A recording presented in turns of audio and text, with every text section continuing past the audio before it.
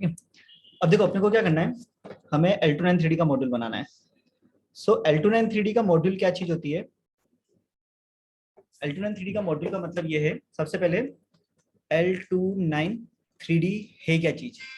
ये है एक मोटर ड्राइवर। मोटर ड्राइवर क्या काम करता है मोटर ड्राइवर? ये कोई भी डीसी मोटर को क्लॉकवाइज, एंटी क्लॉकवाइज या स्टॉप कर सकता है, या स्टॉप करेगा। क्लॉकवाइज, एंटी क्लॉकवाइज या स्टॉप करेगा ये। ठीक है। अब क्या हो रहा है कि जो हम डीसी मोटर को घुमाते हैं उसको क्लॉकवाइज और एंटी क्लॉकवाइज घुमाने के लिए आपको हमेशा पोटेंशियल डिफरेंस देना पड़ता है। सो पोटेंशियल डिफरेंस जो देता है ना, वही ये L293D मॉड्यूल काम करता है। इस मॉड्यूल के अंदर 16 पिंस होती है। सो 1 2 3 4 5 6 7 8, जैसे 1 2 3 4 5 6 7 8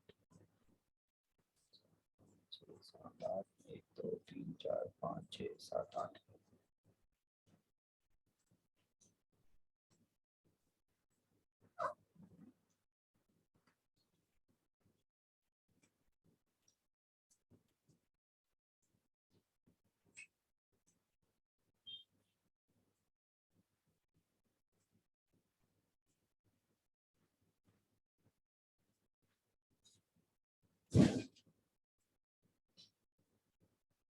ठीक है। अब हमें क्या करना है, ये देखना है कि इसकी जो पिंस होती हैं वो कौन सी पिन किससे कनेक्टेड होती है असली में।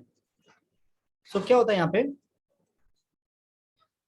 पिन नंबर 1 इस जगह रहेगी। L293D के यहाँ पे कट लगा हुआ होता है, जिस जगह कट लगा होता है ना वहां से लेफ्ट की पिन नंबर 1 होती है। Pin number 1, pin number 8, pin number 9 और ये 16। ये चीज हमेशा ध्यान रखना।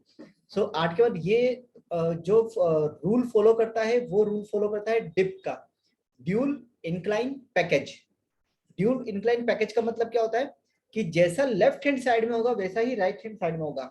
अगर आपने कभी 555 आईसी देखी है तो 555 आईसी में एक पिन हमेशा खाली रहती है। बहुत सारी आईसीज में एक पिन होती है जो एनसी होती है, नॉट कनेक्टेड होती है। तो हमसे पूछा जाता है कि नॉट कनेक्टेड का,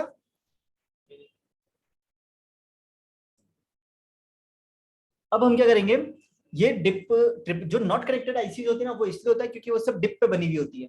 तो भले उनकी जरूरत नहीं है, पर अगर यहाँ पे 4 पिन है और यहाँ पे 3 पिनों से काम हो रहा है तो एक पिन जबरदस्ती लगानी पड़ेगी, उसको नॉट कनेक्टेड बोला जाता है। समझ गए? इसलिए सारी आईसी आपको मुझे सिमेट्रिक दिखती है, कभी कोई ऐसा नहीं होता कि एक तरफ 10 पिन हो एक तरफ 3 पिन नहीं हो। क्लियर है? नाउ अब बहुत सिंपल वे है याद करने का L293D क्या है, वो है बीच की 2 पिनें निकालो।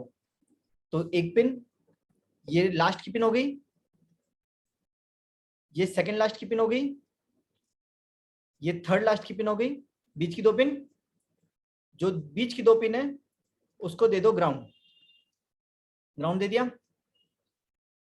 ये लास्ट की पिन हो गई, ये सेकंड लास्ट की पिन हो गई, ये थर्ड लास्ट की पिन हो गई। बीच की 2 पिन बची, जो बीच की 2 पिन बनी है उसको दे दो ग्राउंड। ये दे दिया हमने ग्राउंड। अब ये कौन सी आईसी है? ये आईसी है L293D। क्या करती है ये? मोटर को ड्राइव करती है।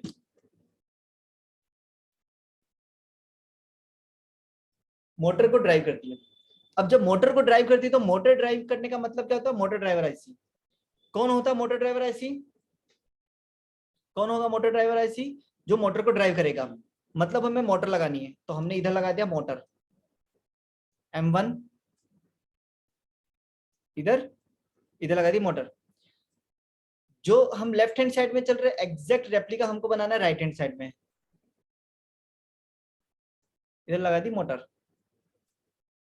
ठीक है, 2 मोटर लगी। अब मोटर ड्राइव कौन करेगा? ड्राइव करने के लिए सिग्नल देगा माइक्रो कंट्रोलर। मतलब अभी इनपुट आएगा तो पहली मोटर का पहला इनपुट वो दिया आपने इसको, पहली मोटर का दूसरा इनपुट वो दिया आपने इसको। ठीक है, दूसरी मोटर का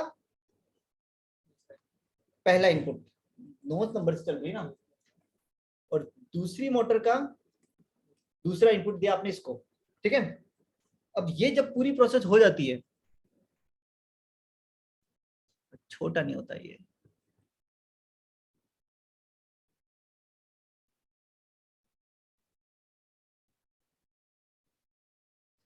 अब ये जब पूरी प्रोसेस हो जाती है तो हम दो चीज ध्यान रखेंगे। नॉर्मली क्या करना है, जब भी आपको ऐसा सर्किट बनाना है तो आपको ये 8 नंबर को 9 नंबर से शॉर्ट करना है बची हुई पिनों को, और इसको 16 नंबर से भी शॉर्ट करना है, और इसको 1 नंबर से भी शॉर्ट करना है, और शॉर्ट कर करके वीसीसी दे दो, जो पावर सप्लाई थी पॉजिटिव पावर सप्लाई वो दे दो। तो ग्राउंड क्या हो गया नेगेटिव, ये हो गया पॉजिटिव, सिस्टम चलने लग जाएगा। ये हुआ याद करने का मेथड। और अगर मुझे एकदम प्रिसाइज बात करनी है कि नहीं मुझे हर पिन के हिसाब से बात करनी है, तो हर पिन के हिसाब में ये वाली पिन नहीं आएगी कभी। मतलब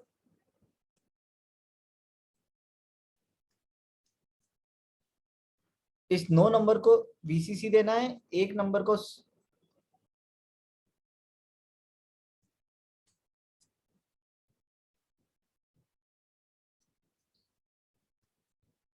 16 से जोड़ देना है, 16 को इससे जोड़ देना है, और ये खत्म हो गया। ठीक है, ये तो हो गया आपकी पावर की पिन। अब वही रही बात कि 8 नंबर की पिन क्या है। तो जो 8 नंबर की पिन होती है ना, उसको मैं लिखता हूं वी मोटर।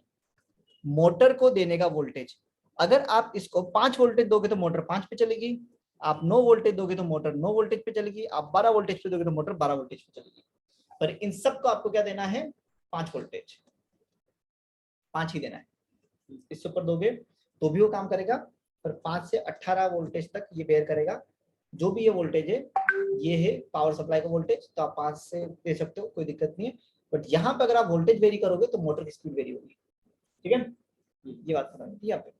अब इसमें हम अगर इंटरनल पिंस की बात करते हैं, तो ये जो पोर्शन है ये है एनेबल 1 का, ये है आपका वी मोटर का, ये है आपका एनेबल 2 का, EN2 का, और ये जो पार्ट है वो पार्ट है आपका VCC का, मतलब आईसी को चलाने की पावर सप्लाई।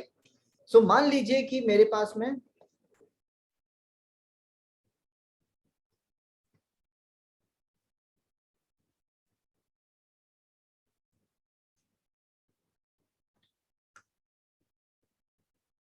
मान लीजिए कि मेरे पास में ये वाली जो पिन थी एनेबल वाली, एक ऐसा मॉड्यूल आया जिसमें ये जो पिन थी वो टूटी हुई थी।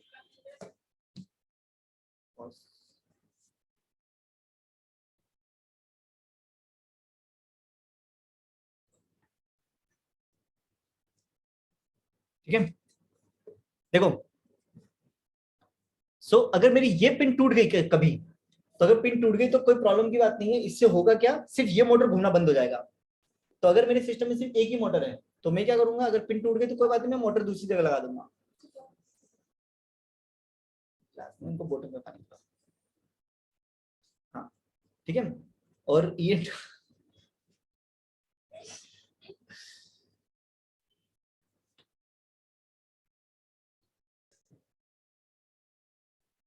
तो ध्यान रखना, अगर एनेबल टूट गया तो एनेबल टूटने पे सिर्फ वो मोटर खराब होगी, पर अगर वीसीसी खराब हो गया तो वीसीसी खराब होने के बाद में पूरी मोटर खराब हो जाएगी।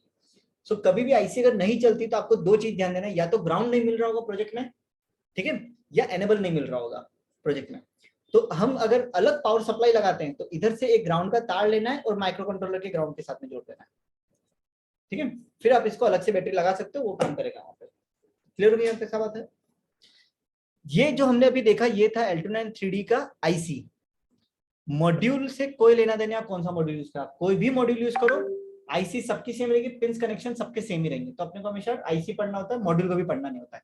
ठीक है, सो अगर हमसे ये पूछा जाता है कि मॉड्यूल के बारे में बताओ, तो उनको बोलना कि ये आईसी है, वहां पे मॉड्यूल में भी यही नंबर लिखे होंगे, पर सीक्वेंस ये नहीं रहेगा जो हमने देखा। ठीक है,